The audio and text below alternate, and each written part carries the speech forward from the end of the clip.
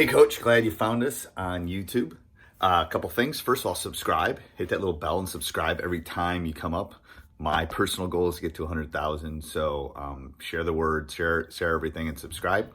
Second thing is go over and check out teachhoops.com for coaches who want to get better. Let me help you win more games in less time, 30 plus years, lots of state championships. You can see them, some of them right here. Let me help you become a better basketball coach. So go over and check it out, and let's head off to the video. Coach, are you driving? I am. I'm getting to my parking spot in 60 seconds. That's good. How are you doing? I'm all right. All right. Well, I got to tell you, this is the first question I can tell you off the top of my head. We bought the Dr. Dish. We got the Rebel Plus. Okay. And my first question is, I looked at the video, the beginning video, so I know how to set it up. It's going to be delivered, I guess, in a week or so. Yeah. But my question is, how do I start this off? Do you have can you guide me as to what videos I should be looking at? Do you have already workouts for a team?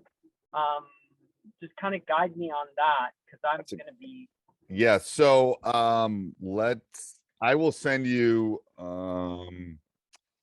first of all, they do a really good job on YouTube and stuff. So I'll send you some links of different types of shooting things and different types of workouts. So remind me, the Rebel Plus is that the bottom? Is that the middle one? I forgot.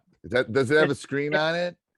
It has a screen on it. It's fabulous. The technology shocked me yesterday. I mean, not only, of course, does the counters, but it will allow you to, start over on the loop from different positions. Yep. And there's workouts inside it. So that's what I'm wondering about. Yeah. So once you click the screen, once it comes in, I'll get on a FaceTime with you and we can walk through it. Oh, beautiful. Okay. So I wonder if you can share did you create some of the workouts yourselves? Because I saw that you can make your own drills. I'm just kind of wondering. I've tended to use theirs because they're so good. So I'll send you a couple things that I do with my guys. I'll send them to you this weekend. I got to go dig them up. And then, yeah, I mean, like I told you the other day, I think the first thing is get a lot of reps up, I think is the first thing. Oh my God, Coach, I could see what you're talking about, because we are going to use this thing to death. Oh, yeah. The volume of shooting is going to be crazy. Oh, it's going to be crazy. So what do you got? Is that a Tesla? Yeah. Okay. You like it? My brother loves his. Oh, I love it to death. Okay. I'm close. I love it. I'm close. I'm close. There you go. But you have perfect, because you have the sun all the time. So it's why wouldn't you want that? You don't even have a sun. I want it because I don't have to pay. Right now, our gas is close to $7 per gallon. You have a plug-in at work? Yeah. No, I plug in at home. And I'm actually just parked at work right now. Okay. I have a plug-in at home. I have solar on my roof. So yeah. Oh, yeah. I'm waiting for Elon to come up with the shingles. I think that isn't it there already? It's there, but it's not cost effective yet. I've run the numbers. It's close, but that's what I want. I want to shingle my whole house with Tesla shingles. That's what I want to do. But I live in Wisconsin too. You should have it should be mandated in San Diego. Well, yeah, but it's not. I know. It's not. There's too many people that want their dinero. Okay. All right. So that was question number one. Hold on. Okay. I have all my questions because I know I got 15, 20 minutes. Okay.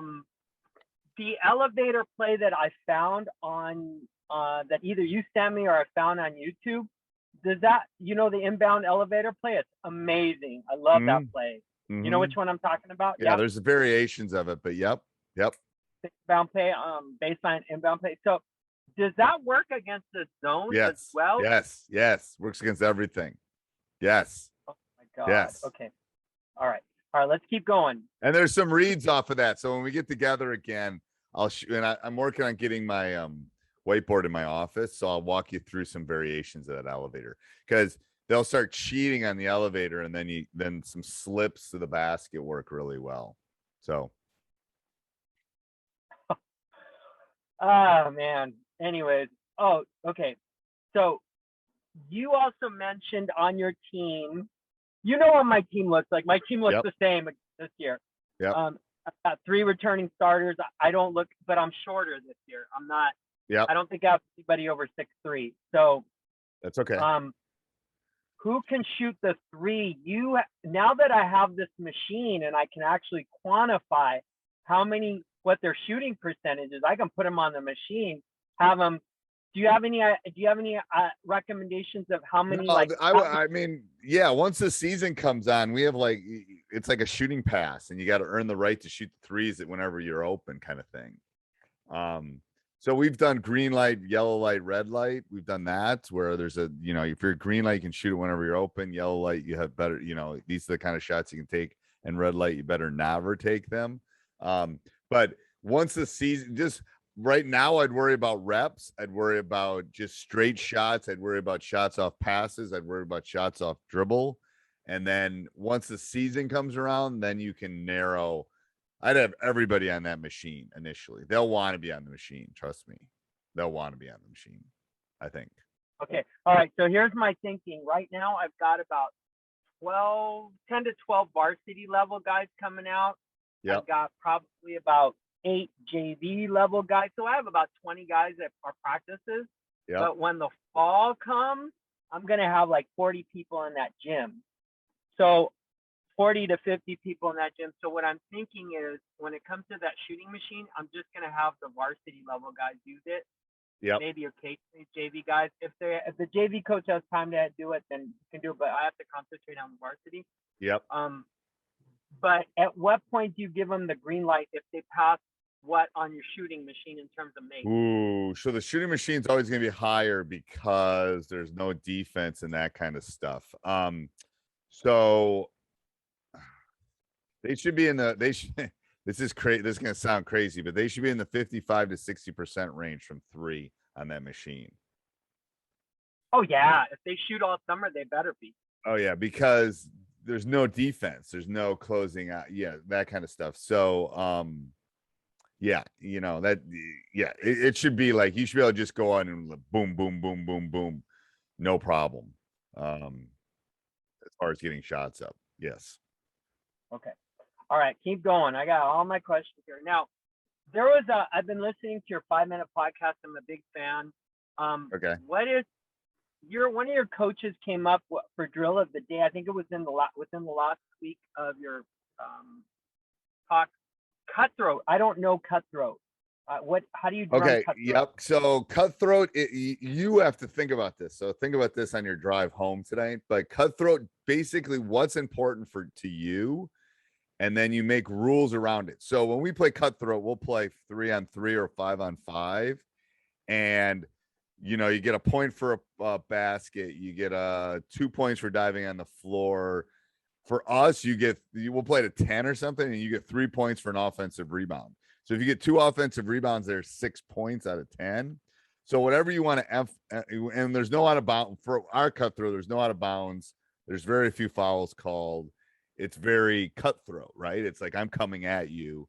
But a lot of, if you turn someone over, you get 2 points. So I'll go back and I'll look in our practice plans on ours, but I know offensive rebounding is always worth a lot, because we emphasize that.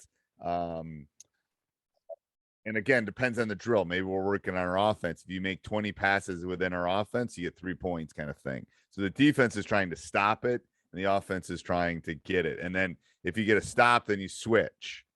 And it's a game. It's a game which causes a lot of intensity. That's why it's called cutthroat. Yeah. So it's like, you got to decide what you want to be worth a lot of points and what you need to work on that specific day.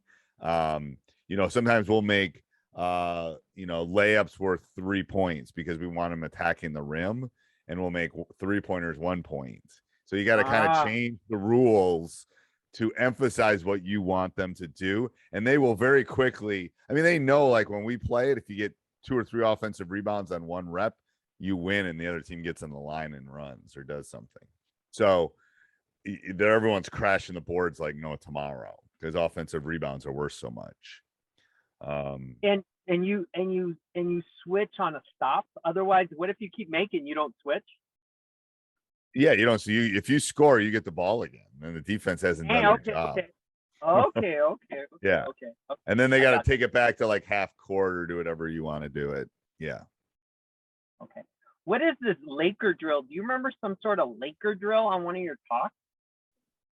Oh, I don't remember Laker drill. I'll have to go look at Laker drill. I don't remember. Okay, it's okay. Oh, yeah. It's a fast break drill. It is a fast break drill. I just don't remember the context of it. I couldn't see it because it was verbal. So I'm like, somebody needs to draw this out for me because I can't understand what he's saying. Okay. Do you remember who that was? Because I put up. I'll get it too. Send it to me, and once I hear it, I'll like, oh, I remember that drill. Yeah. I can show it to you. It sounded really good, but I didn't. Yeah, it's a fast. I know it's a fast break drill. I just don't remember the specifics behind it. Yeah. Okay. And then, okay, here's one that I've been thinking about a lot. A few things.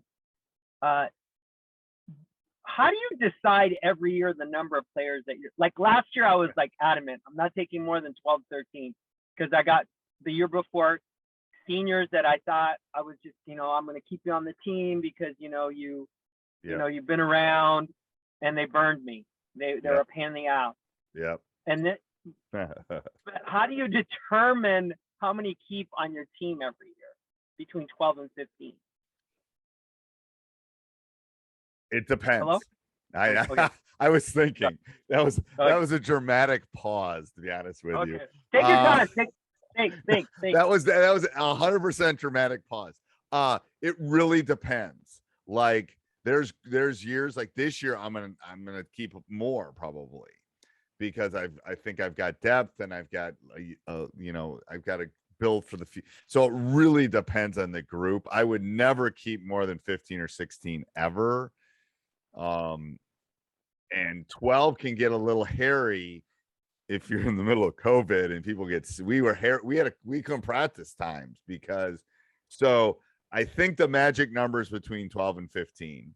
And I think it really is dependent. It's the confidence interval. It kind of shifts depending on your sample size that specific year. So, and sometimes you'll keep 15 and those last 4 or 5 are really hard to cut. I get it, but you just can't keep more than that. Maybe 16 on a flyer and knowing that a kid probably isn't going to make it, but you're not going to get reps. It's not fair to the kids. It's too much chaos. So it's somewhere between that window. I would stay between 12 and 15. Stay in that confidence interval, plus or minus. Yeah. I cut 2 kids last year that were juniors, and these guys have been out all the time now. I'm like, I'm not gonna be able to cut these guys again. Right. Things change. And if they're and sometimes that's they're the ones that come back and see you 20 years from now because you changed their lives. Because I would say the confidence interval is the mean is 13 plus or minus 1.5. Kind of somewhere in there. It shifts.